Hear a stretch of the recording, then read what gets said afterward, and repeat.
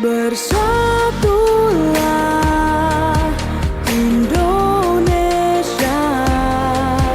jangan pernah terpecah belah. Walau kita berbeda, walau kita tak sama, Radio Republik Indonesia, kita Indonesia sesungguhnya.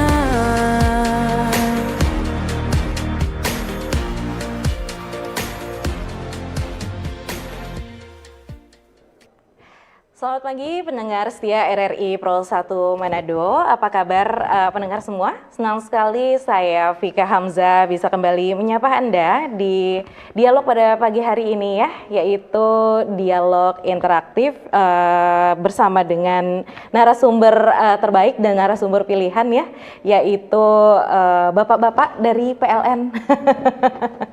Oke, sebelum saya memperkenalkan, jadi untuk topiknya, mohon maaf operator, topiknya bisa ditampilkan. Untuk topik kita pada pagi hari ini yaitu mengapa budaya, mohon maaf, tentang edukasi keselamatan ketenaga listrikan, yaitu mengapa budaya K3 itu sangat dihidupkan ya di PLN. Di PLN UID Sulutenggo ya, seperti itu ya. Mohon maaf nih saya grogi Bapak. Duduk bersama bapak-bapak tampan ya, jadi agak terbata-bata begitu pendengar ya. Mohon maaf seperti itu. Dan pendengar, di awal tahun 2026 ini isu keselamatan dan kesehatan kerja atau K3 kembali menjadi perhatian nasional ya. Jadi pemerintah menetapkan bulan K3 nasional 2026 dan PLN menjadi salah satu BUMN yang secara aktif menegaskan komitmen zero accident di lapangan. Dan bahkan di beberapa unit PLN secara nasional juga tercatat nihil kecelakaan kerja selama bertahun-tahun, dan itu merupakan sebuah capaian yang tentu tidak datang begitu saja ya, betul Bapak-Bapak? Ya. Dan pagi ini kita akan mengulas yaitu topik yang tadi ya, mengapa budaya K3 harus benar-benar hidup di PLN UID Sulawesi Utara, Tengah, dan Gorontalo atau Sulutenggo. Dan bersama kita pada pagi hari ini sudah ada narasumber pilihan dan terbaik, yaitu Pak Muhammad Aryamuddin, yaitu manajer PLN UP2D Sulutenggo. Halo Bapak, selamat pagi. Selamat pagi. Selamat pagi. Kakak Vika. Senyumnya bikin semangat ya, senyumnya Pak. Biasa disapa Pak Arya atau Arya. Pak Arya ya, betul ya. Dan juga Pak Revi Aldrian, yaitu manajer PLN UP3 Manado ya. Iya baik Pak. Bagaimana kabarnya? Sehat-sehat. Oke, semangat ya. Semangat. Baik. Oke. Dan untuk memulai diskusi, pertama-tama kita mulai dulu dari gambaran nasional ya. Di bulan ketiga nasional 2026 ini, Menteri Ketenagakerjaan menyebut ada 4 kunci penguatan K3: ekosistem, profesionalisme, kendala sistem, dan juga kolaborasi ya, seperti itu. Nah kita dulu mulai dulu ke Pak Revi ya. Kita mulai dari dasar dulu. Banyak orang dengar istilah K3 tapi mungkin belum paham secara fundamental sepenuhnya apa itu K3. Nah menurut Bapak, apa itu budaya K3 dan mengapa menjadi sangat penting di PLN UP3 Manado Pak? Silakan. Ya, makasih Kak Vika. Jadi memang K3 ya, K3 itu kan pada dasarnya kan kependekan dari keselamatan dan kesehatan kerja ya. Jadi membudayakan K3 itu pada prinsipnya itu sederhananya itu adalah mengutamakan keselamatan dari pekerja ya, keselamatan dari pekerja dan sekitar kita dalam kegiatan kita gitu ya. Prinsip utamanya itu keselamatan yang utama. Nah, baru kita berpikir hal yang lain. Tidak boleh ada yang mengalami kecelakaan gitu ya. Tadi Kak Vika kan nyebut zero accident ya. Yeah. Kalau di PLN bahkan lebih dalam lagi kita zero harm, zero loss. Oh. Jadi nggak ada yang cedera, nggak ada yang kehilangan gitu. Dan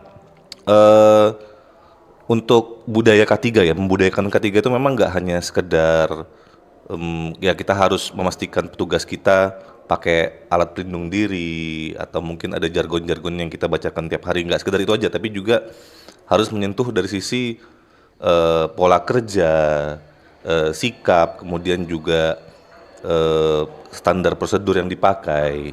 Nah, itu kenapa penting gitu ya di PLN, karena pekerjaan di PLN itu memang sangat dekat dengan risiko gitu ya. Risikonya sangat tinggi terhadap terjadinya suatu kecelakaan gitu ya. Apalagi kita kan berkutat dengan listrik ya, berkutat dengan listrik, kemudian juga aset-aset kita, jaringan kita juga ada tiang-tiang yang juga tentu di dalamnya ada ketinggian, ada risiko juga di dalamnya. Jadi seluruh pekerjaan di PLN itu dominan memiliki risiko yang tinggi gitu, dan bisa membuat orang celaka kalau nggak membudayakan K3 gitu. Nah, itulah kenapa budaya K3 sangat penting di kami. Itu Kak Rika. Oke, baik. Jadi intinya bukan hanya sekedar pelindung, tapi juga menjadi budaya dan habit ya, begitu ya, di lingkungan kerja PLN seperti itu ya. Baik. Dan mungkin Pak, apakah ada perubahan pendekatan K3 dalam beberapa tahun terakhir dibanding sebelumnya? Mungkin bisa dijawab Pak Revi atau Pak Arya? Ya boleh, nanti saya sedikit.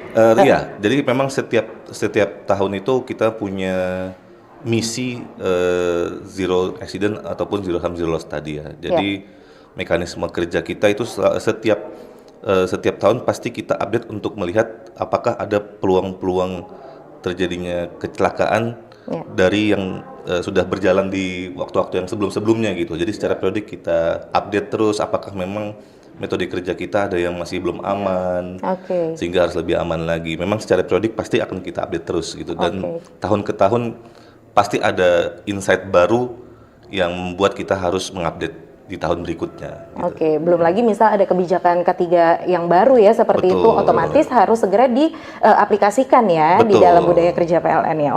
Seperti itu. Dan mungkin kita akan lanjut ke budaya K3 itu kan adalah fondasi operasional dari sisi UP2D Solo Tenggo yang berperan dalam pengendalian distribusi. Kira-kira bagaimana peran budaya K3 ini? Mungkin saya akan beralih ke Pak Arya ya. Seperti itu. Baik, Kakak Vika, terima kasih.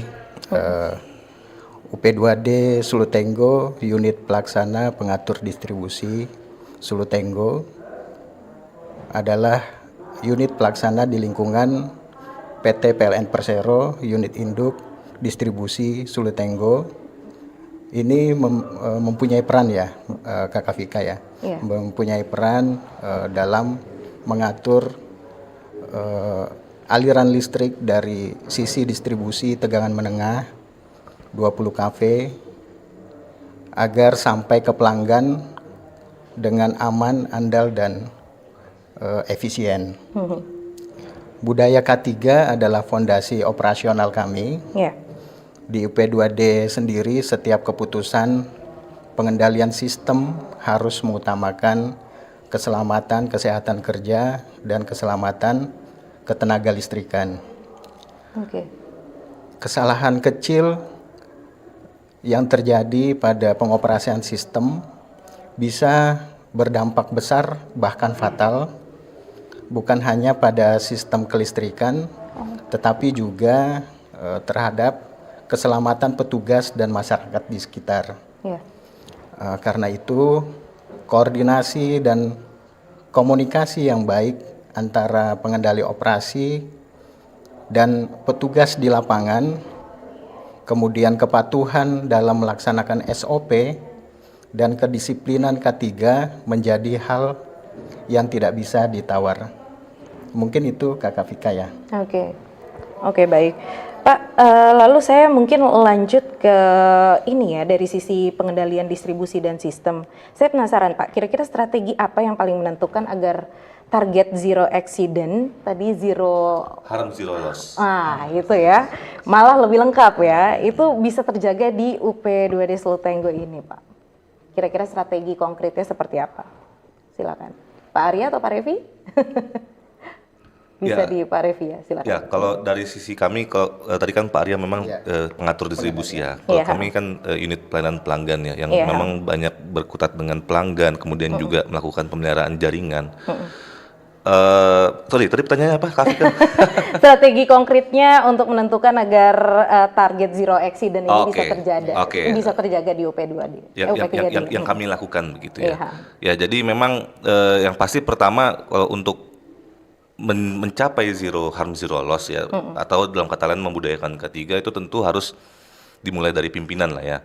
Jadi setting tone from the top istilahnya. Jadi pemimpinnya harus punya komitmen dulu nih, harus buat komitmen akan membudayakan K3, mengikuti aspek-aspek K3, Ya. kemudian juga mengikuti segala prosedur yang ada dan lain sebagainya. Oke. Tentu dalam setiap pekerjaan kita juga kan ada SOP ya pasti ya Kak Vika ya, ada SOP, ada instruksi kerja.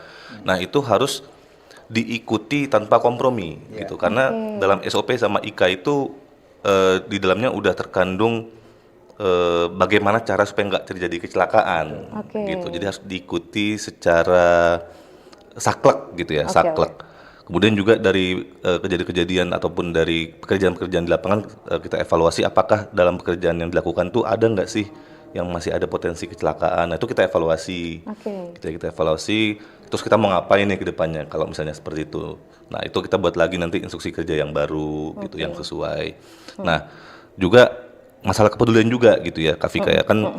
Budaya K3 ini memang tidak hanya sekedar ngikutin prosedur, tapi kita juga ngingetin gitu loh. Kalau misalnya ada petugas atau ada rekan kerja kita yang kita tahu kerjanya nggak aman, nah kita harus berani untuk menegur gitu, mengkoreksi. Jangan, itu bahaya. Gitu. Nah kebetulan memang di PLN ini ada yang namanya istilahnya itu life saving rules, Kak Vika.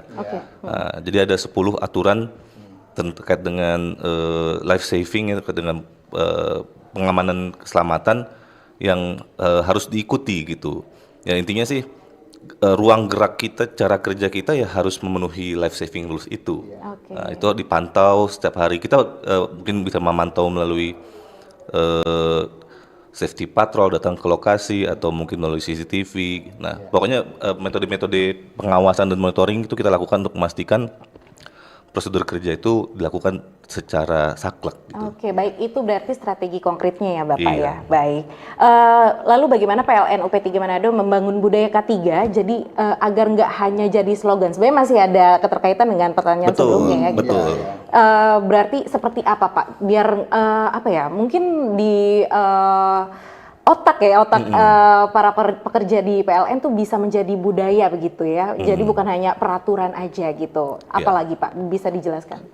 Ya memang seperti yang tadi mungkin sudah sempat saya sampaikan. Emang pertama yang paling penting itu dari pimpinannya sih ya, Kak Vika ya. Pimpinannya itu menjadi teladan nggak gitu. Dia berkomitmen nggak untuk mematuhi segala prosedur terkait dengan K3 gitu. Dan dia ditunjukkan kepada seluruh anggota-anggotanya. Nah, menambahkan juga dari apa yang saya sampaikan tadi sebelumnya, pimpinan tersebut pun juga harus turun ke lapangan gitu. Dia harus memastikan bahwa di lokasi yang dikerjakan oleh petugas-petugas kita atau rekan kerja kita itu memang udah aman gitu. Nggak bisa hanya sekedar percaya dibilang orang gitu. Aman nggak? Oh aman Pak, nggak bisa. Mau nggak mau pimpinan manajemen tuh harus turun untuk memastikan bahwa emang yang dikerjakan itu aman gitu. Benar-benar harus make sure sendiri. Harus make sure salah satunya. Baik, Pak. Lalu dalam kondisi gangguan besar atau darurat, kira-kira apa prosedur K3 yang paling krusial untuk tidak dilanggar, Pak? Yang pasti ini mengacu juga ke tadi ya, life saving rules PLN ya. Di life saving rules PLN itu yang pertama, yang paling utama itu adalah cek tegangan dan pemasangan grounding.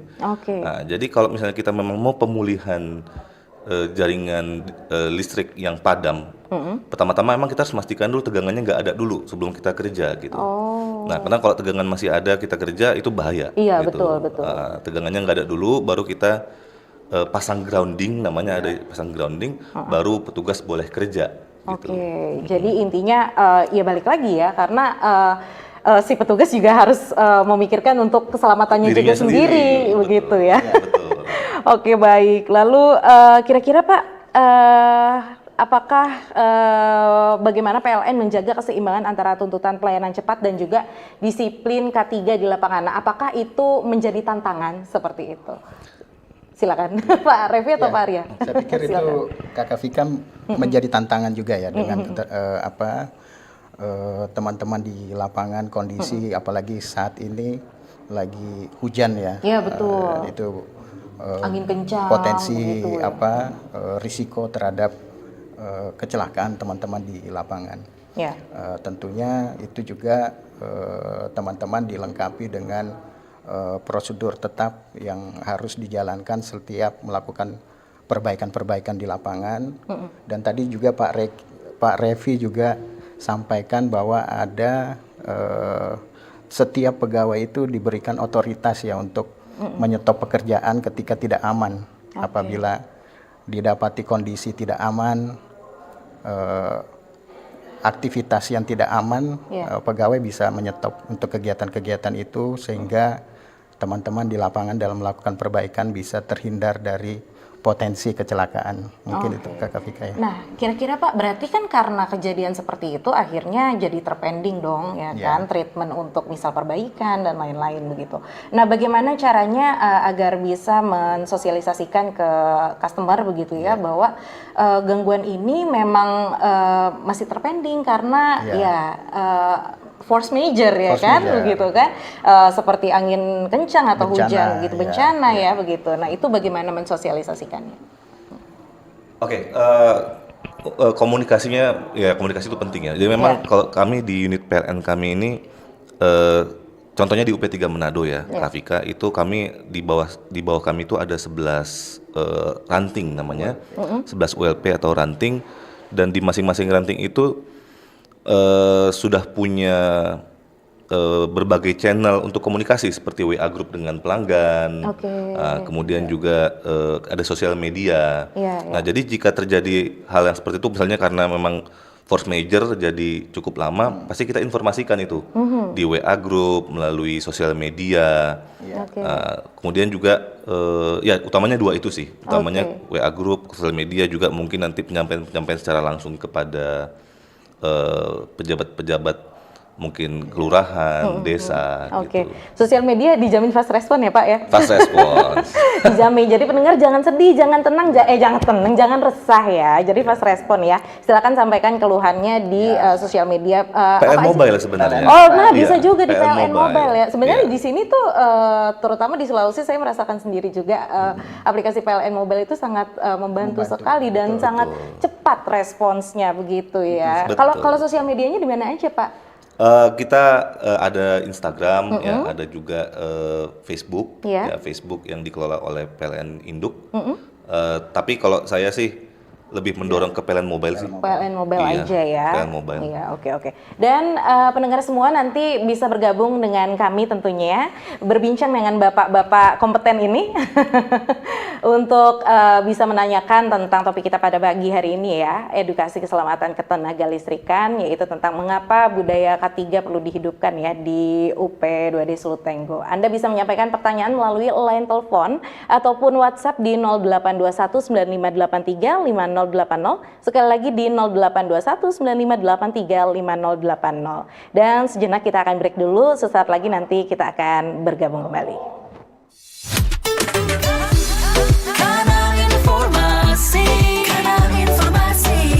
dan inspirasi Pro 1. Come on.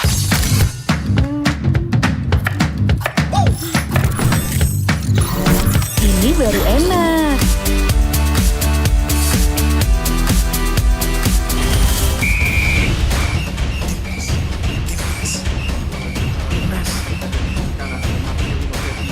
Bentar Mi. Makanan dari Jordania. Ngapain sih Pi ke gua aja? Lepaskan tengah. Masuk. Luar biasa selesai dari Witan Sulaiman. Mami, Papi, aku baru aja diinterview di Pro 2 FM. Jadi F&B sekarang tuh macam-macam. Kalau sekarang kan COVID udah banyak. Ini baru enak. Yes, menang. Aku di Pro 2. Tapi,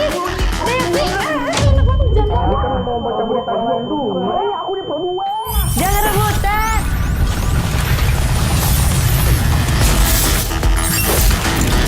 Eits, jangan rebutan. RRI bisa dinikmati dari mana aja dan di mana aja. Kanal informasi dan inspirasi Pro 1. Baik, selamat pagi pendengar Pos 1. Kita kembali lagi di dialog interaktif di pagi hari ini ya, pagi menjelang siang di Ruang Mitra Edukasi Keselamatan Ketenaga Listrikan bersama narasumber dari PLN UP3 dan UP3 Manado dan PLN UP2D Solo Tenggo ya. Dan tadi seperti yang saya sudah informasikan, Anda bisa bergabung di line interaktif ya, di line telepon ataupun di WhatsApp di 0821 9583 5080. Dan kebetulan sudah ada yang bergabung dengan kami melalui WhatsApp ya. Tolong operator ditampilkan untuk pertanyaannya. Ya. Oh, ya. Oh, langsung line telepon ya. Halo. Halo. Halo, selamat pagi. Ternyata langsung ada line telepon, Pak. Mantap sekali ini. Halo, selamat pagi. Dengan siapakah ini? Dengan Pak James di Binorangian, Minahasa Tenggara. Oh baik Pak James, baik di Minahasa Utara. Silakan Pak James, apa pertanyaannya? Selamat pagi Pak Arya, bersama Pak Revi. Pagi Pak James. Pagi Pak James. Ya, ini kan banyak tiang listrik yang sudah berkarat di tikungan-tikungan yang belum ditambal dengan semen. Soalnya kalau di tikungan daya tariknya sangat besar, takutnya rubuh. Ada yang sudah bengkok di bawah gereja GPDI Mundung itu. Sudah miring. Baik. Apa itu bisa ditangani? Yang kedua, Baik. jalan perlombaan itu ada dari satu tiang menuju ke enam yang di pemukiman baru. Semua itu di jumper. Tidak menggunakan tiang induk. Maksudnya hanya satu kabel saja, tapi sudah 6-7 keluarga yang mengambil jumper tersebut. Baik. Jadi apa dapat tiang induk di jalan perlombaan menuju yang ada di menuju Nor Ya. Baik Pak. perlombaan. Apa bisa ditangani itu Pak? Baik. Di jalan perlombaan namanya itu di tempat cross motor, Ya. tempat lari motor. Itu dari Pak James di Winorangian Oke baik Pak. masukannya. Terima kasih atas kesempatan. Baik. Selamat pagi. Baik, selamat pagi. Terima kasih untuk Pak James ya. Dan apa mau langsung dijawab atau kita mau baca dulu yang di WhatsApp Pak? Langsung dijawab dulu kali ya. Biar lupa ya, biar nggak lupa. Silakan Bapak. Oke, makasih Pak James dari Minahasa Tenggara tadi ya. Kalau memang ada Bapak dapatkan dari tiang yang sudah berkarat ataupun memang sudah miring dan lain sebagainya, itu boleh segera diinformasikan Pak ke PLN ya. Dan nanti kami memang akan akan mensurvei untuk apakah perlu dilakukan penggantian atau masih bisa ditunda sebentar, tapi tetap akan dilakukan penggantian. Memang secara bertahap kami melakukan permajaan khususnya tiang-tiang yang memang sudah mulai berkarat, yang miring itu kita tegakkan, dan informasi-informasi dari masyarakat seperti Pak James ini penting bagi kami karena belum tentu kami bisa lihat itu semua sekaligus, dan memang informasi masyarakat salah satu sumber informasi yang paling penting buat kami gitu. Oke baik. Dan untuk permajaan seperti itu ada berkala berarti ya Pak ya? Betul. Oke baik. Dan semoga menjawab untuk Pak James ya. Dan kembali lagi bisa disampaikan melalui PLN Mobile seperti itu ya Pak ya. Betul sekali. Baik. Nah dari apakah line telepon masih ada lagi? Oh belum ada, baik. Nah kembali lagi saya mengingatkan untuk pendengar semua, jika ingin bergabung bisa melalui line interaktif line telepon di 0821 9583 5080 ya, ataupun bisa juga melalui WhatsApp atau bisa live chat juga karena kami juga live di YouTube RRI Manado ya. Dan kita beralih ke pertanyaan dari pendengar semua melalui WhatsApp ya. Dari banyaknya mitra yang terlibat di dalam PLN, siapa yang mengatur standarisasi K3-nya? Dari Kristo di Ranotana. Nah, silakan. Siapa yang mau menjawab dari bapak-bapak tampan ini? Pak Arya? Oke, baik. Kakak Vika dari mana tadi? Pak Kristo dari Pak Ranotana. Kristo, ya. Dari banyaknya mitra yang terlibat di dalam PLN, siapa yang mengatur standarisasi ketiganya? Kita di sini di pusat ada HSSE ya, divisi HSSE di sana terkait dengan pengaturan standarisasi K3 yang ada di seluruh PLN di Indonesia. Kemudian di unit-unit kita juga sudah mulai juga sudah diterapkan ya sistem manajemen terintegrasi yang di dalamnya ada SMK 3 dan di dalamnya juga ada standarisasi aturan-aturan SOP terkait dengan pelaksanaan pekerjaan yang ada di lapangan maupun kegiatan-kegiatan lain termasuk juga dengan instruksi kerjanya. Mungkin itu yang jadi dasar teman-teman untuk melakukan pekerjaan dan tentunya juga setiap kegiatan-kegiatan atau pekerjaan emergensi itu pun juga selalu dibuatkan SOP, standar operating procedure untuk pelaksanaannya sehingga potensi atau mitigasi risiko yang timbul akibat pekerjaan bisa diminimalisir dari potensi kecelakaan kerja. Mungkin itu Kakak Vika ya. Nah, mudah-mudahan itu menjadi jawaban ya untuk pertanyaan dari Pak Kristo Diranotana, yaitu terkait siapa yang mengatur standarisasi K3 ya, seperti itu ya. Lalu ada lagi pertanyaan ini dari live chat di YouTube ini Pak. Jadi apakah ada sosialisasi serupa tentang keselamatan ketenagalistrikan seperti program Ghost to School atau sosialisasi ke warga langsung ya, turun ke lapangan khususnya ibu-ibu dan bapak-bapak di rumah. Nah, silakan Pak Revi. Oke, ya makasih ini Pak Budiman ya. Iya betul Pak Budiman. Ya, benar Pak Budiman. Jadi memang selain sosialisasi melalui media RRI, kita juga lakukan sosialisasi serupa itu ke sekolah-sekolah, ke kecamatan-kecamatan, ke kelurahan-kelurahan, ke instansi pemerintah. Bahkan juga kita lakukan door to door, gitu, door to door. Kita mungkin sampaikan selebaran juga, kita tempel poster terkait dengan keselamatan kerja, bagaimana cara menggunakan listrik yang baik. Nah, jadi memang sosialisasi kita bahkan sudah harian itu sebenarnya. Pasti ada saja petugas kita yang setiap hari itu melakukan sosialisasi keselamatan kerja ketenagalistrikan secara door to door. Jadi banyaklah kegiatan sosialisasi nggak hanya di RRI saja, tapi ya tadi ke sekolah juga, instansi juga, kira-kira seperti itu. Dan itu dilakukan berkala, misal sebulan sekali kah atau bagaimana Pak? Ya, bahkan untuk sosialisasi door to door itu kita lakukannya harian. Harian bahkan. Jadi setiap hari pasti ada titik-titik atau lokasi-lokasi yang kita tuju, baru kita door to door kita sampaikan terkait dengan keselamatan ketenagalistrikan, sekaligus nyampaikan flyer, flyer. Kemudian mungkin setiap minggu pasti ada saja yang setiap bulan pasti ada saja yang sosialisasi ke sekolah, ke kecamatan, itu pasti ada. Setiap bulan pasti ada. Jadi mudah-mudahan tadi menjawab juga ya untuk pertanyaan dari Pak Budiman ya. Jadi sebenarnya setiap hari ya PLN selalu melakukan sosialisasi seperti itu ya. Bahkan sampai turun ke lapangan ya, begitu. Dan kita berlari lagi ke live chat di YouTube dari user @warshitu5850. Izin bertanya Pak, saya sedang membangun rumah dan area depan rumah saya dekat dengan kabel PLN. Kira-kira mekanismenya seperti apa untuk mengamankan tukang saya yang bekerja? Wah, sedang membangun sepertinya ini. Oke, silakan Pak Arya atau Pak Revi? Boleh. Ya. Boleh. Ya, baik, makasih Pak Warsito. Ini pertanyaannya bagus dan memang cukup sering terjadi nih. Jadi ada orang bangunan di dekatnya itu ada jaringan listrik, ada kabel listrik kita.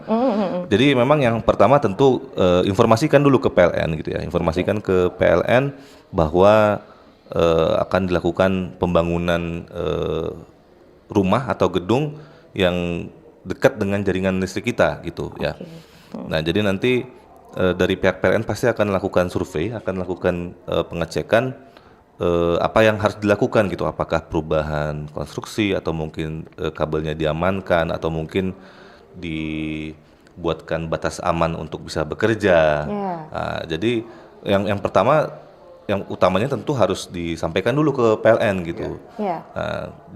Seringkali itu ketika kita patroli gitu ya, inspeksi atau keliling-keliling, ada bangunan yang dibangun dekat dengan jaringan itu kita nggak dapat informasinya gitu. Kita baru tahu ketika kita jalan gitu. Baik. Nah, kita khawatir ya naasnya terjadi gitu kan, naasnya terjadi. Makanya kalau misalnya seperti itu lebih baik pertama-tama itu sampaikan dulu ke PLN bahwa di tempat dia akan lakukan pembangunan yang dekat dengan jaringan gitu. Oke, jadi sebenarnya semua bisa dikomunikasikan dari Bisa, awal ya bisa. Pak ya, dan Betul. PLN pun bisa bekerja sama ya Betul untuk sekali. bisa beradaptasi dengan kondisi seperti itu ya, Benar, begitu. Dan mudah-mudahan ya. Oh Pak Revi, Mungkin ada Pak menambahkan Arya ya. lagi Ha, tadi Pak Revi, silakan. saya lihat sedikit ya dari Permen SDM, sebenarnya ada Peraturan Menteri SDM juga nomor 13 tahun 2021 Ya. terkait dengan menetapkan ruang bebas minimum ya, jarak aman untuk jaringan listrik, tegangan tinggi maupun distribusi ya. Ya. Jadi di sini untuk umum bangunan rumah dan pohon minimal itu 3 meter ya jarak aman.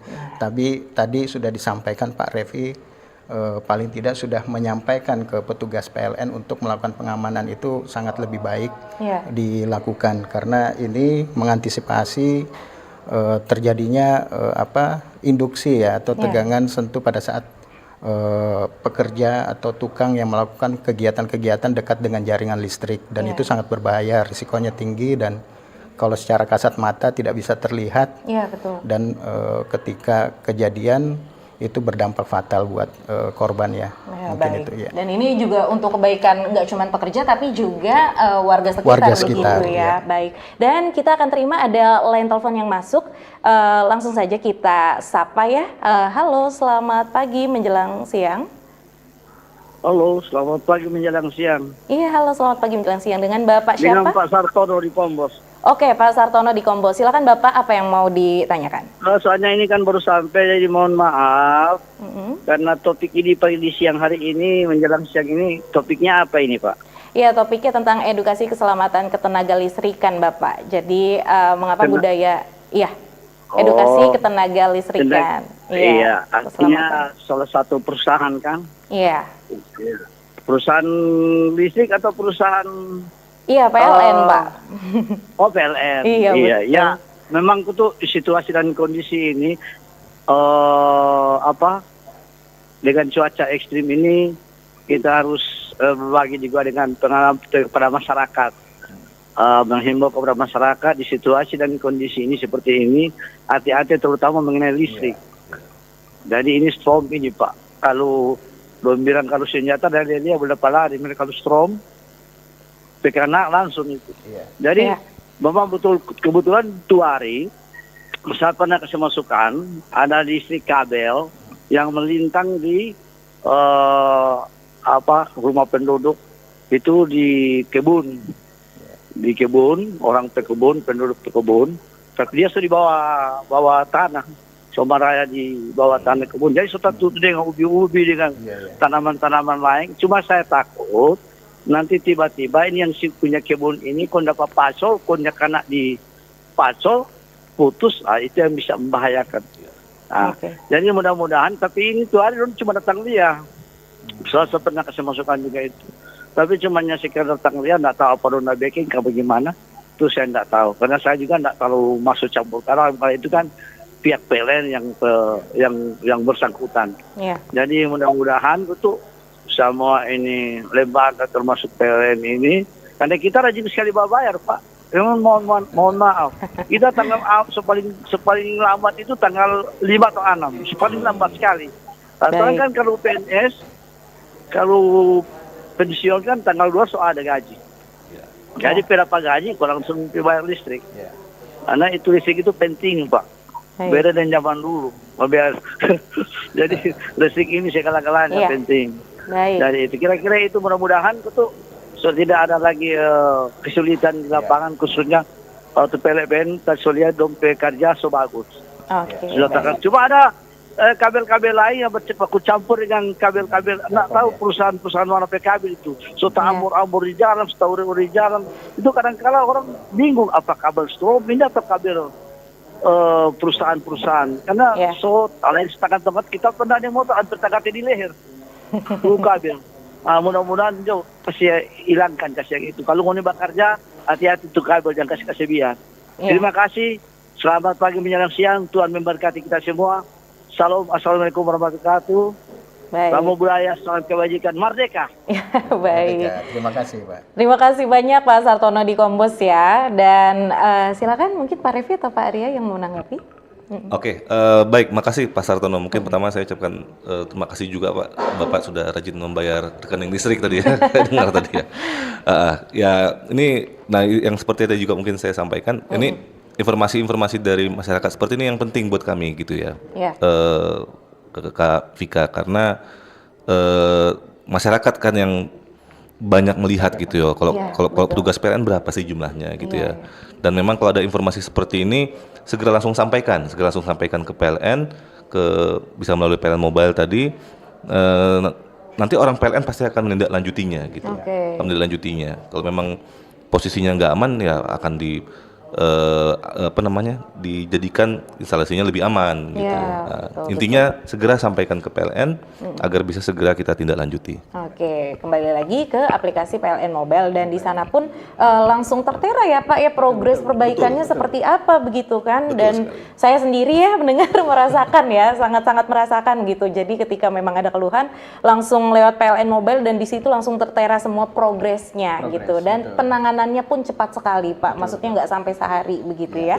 Seperti itu. Dan selanjutnya apakah masih ada line telepon masuk, operator? Oh, sudah tidak ada. Baik, kita beralih sekarang ke YouTube, di live chat YouTube dari Suka-Suka Steve. Baik, dari Pak Steve ya, Pak, banyak masyarakat yang percaya soal hoax Indonesia gelap atau listrik padam 7 hari. Apakah itu mungkin? Dan mohon edukasi agar masyarakat tidak mudah percaya informasi yang seperti itu. Nah, silakan Pak Arya mungkin mau menanggapi. Ya. Baik, terima kasih. Suka-Suka Steve ya. Iya. Sepertinya namanya Bapak Steve. Bapak Steve ya. Terkait dengan hoax Indonesia gelap listrik padam 7 hari. Saya pikir harusnya ini langsung dikonfirmasi ya ke kantor-kantor PLN terdekat terkait dengan informasi-informasi seperti ini. Dan biasa juga dari PLN pusat itu menyampaikan informasi resmi dan tidak hoax. Jadi itu yang menjadi acuan kita untuk disampaikan juga sosialisasi ke masyarakat. Dan saya pikir berita-berita hoax ini diantisipasi agar tidak membuat kebimbangan masyarakat sekitar ya akibat adanya isu-isu ini. Mungkin itu Kakak Vika ya. Oke, baik. Pak Refli mau menambahkan? Ya, saya juga mau menambahkan sampaikan sama Pak Arya. Saya betul yang dibilang Pak Arya. Jadi dalam memilih kanal informasi terkait dengan PLN, saya pikir kita harus hati-hati gitu ya. Banyak juga memang saya temui kanal-kanal informasi yang tidak resmi PLN gitu, tidak resmi PLN. Jadi kalau mau tahu informasi yang lebih pasti tentang PLN, buka kanal resmi aja, seperti kayak misalnya di Instagram tuh ada PLN_ID.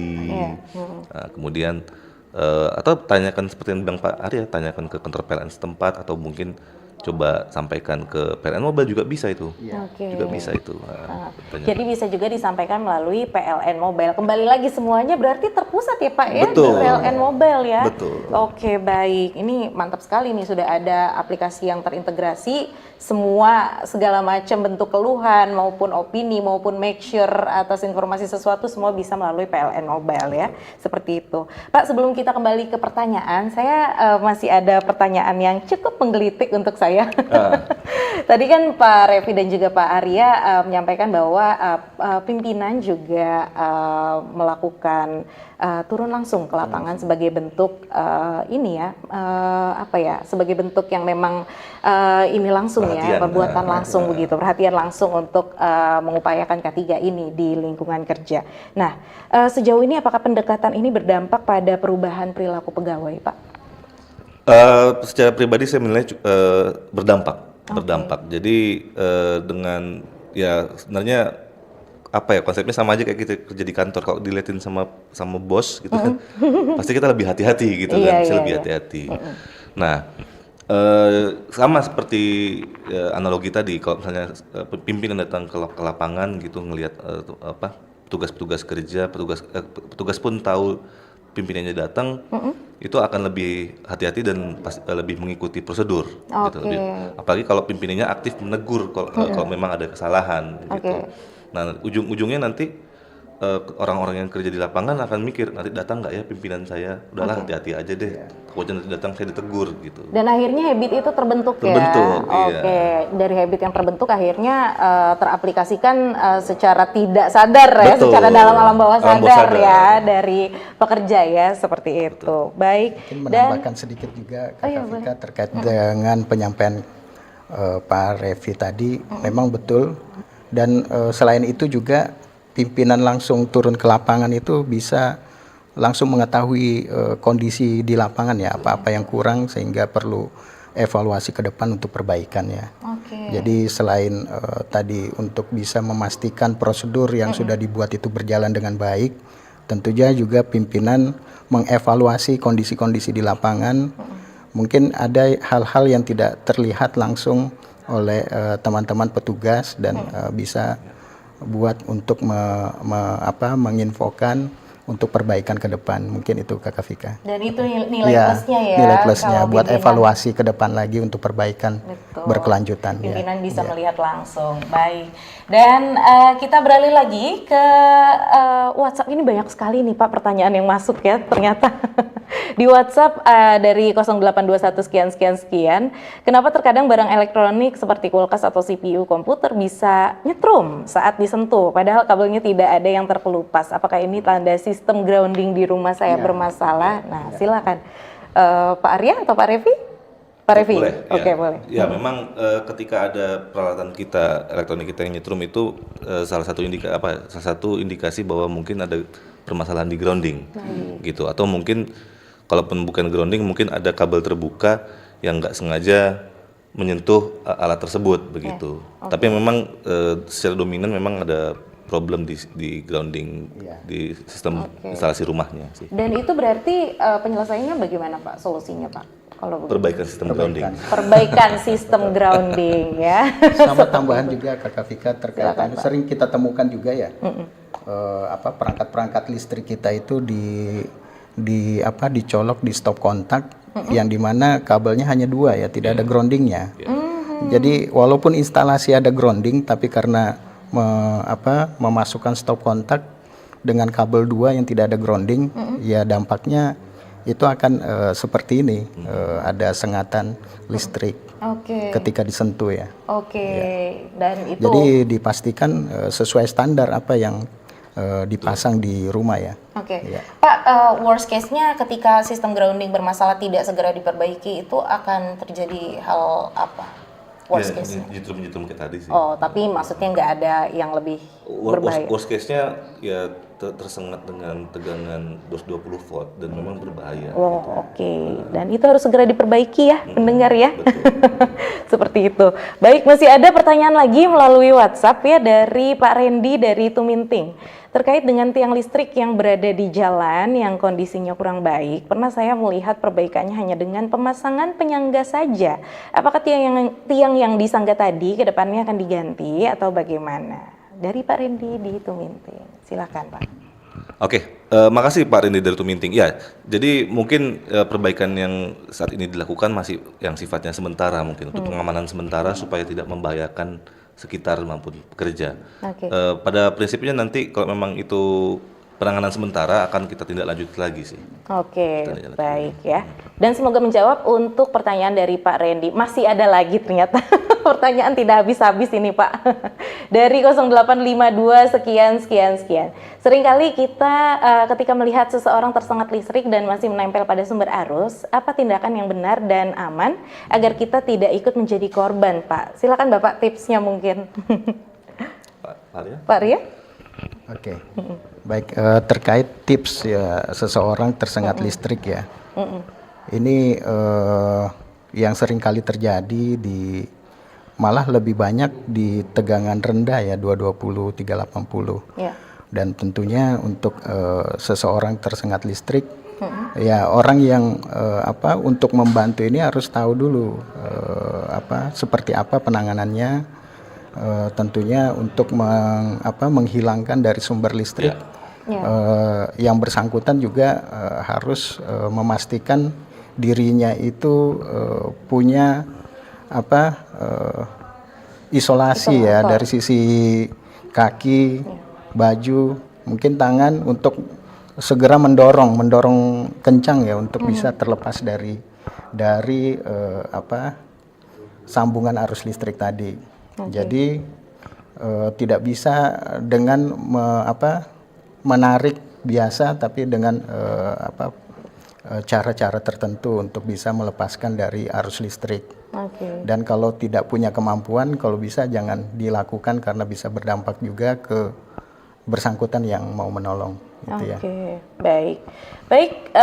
Dan mungkin sejenak kita akan break dulu ya Pak ya. Dan setelah itu nanti kita akan kembali lagi. Jadi tetap di Pro 1 Kanal Informasi dan Inspirasi. Kanal Informasi